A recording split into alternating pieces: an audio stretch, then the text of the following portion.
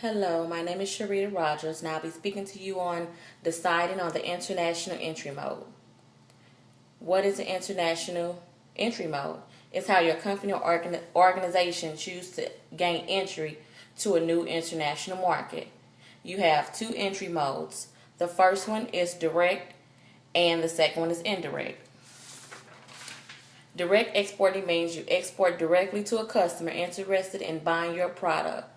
You're responsible for handling the logistics of the shipment and for also for collecting payments. There are advantages and disadvantages to this. The first one is your advantages. Your potential profits are greater because you're eliminating the middleman. The second one is you have a greater degree of control over all the aspects of the transaction. So you're able to control what you do because there's no middleman. The third one is you know who your customers are and they know who you are. Because it's no middleman, you are familiar with your customers and are also familiar with you. But then again, you have your disadvantages.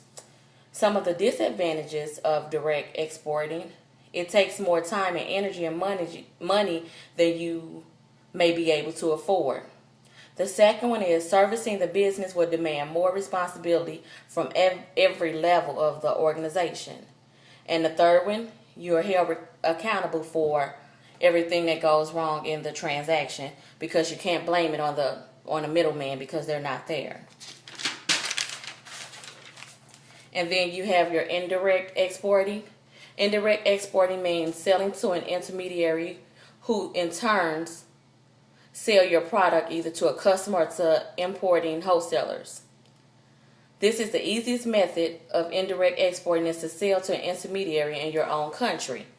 This way you're not responsible for collecting payment or you're not responsible for collecting payment from the customers that are overseas. That's what the intermediary do. They're responsible for collecting payment and actually transacting with the overseas customer. You have your advantages, which are it involves minimal involvement.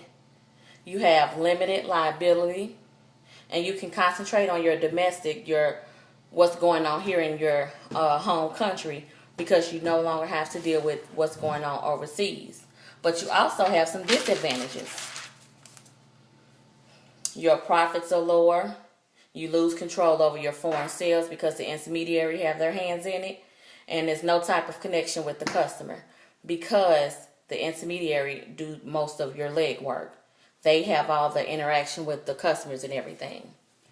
Companies that consider international market crucial part of their success should consider direct exporting, while indirect is preferred by companies who want to avoid the financial risk.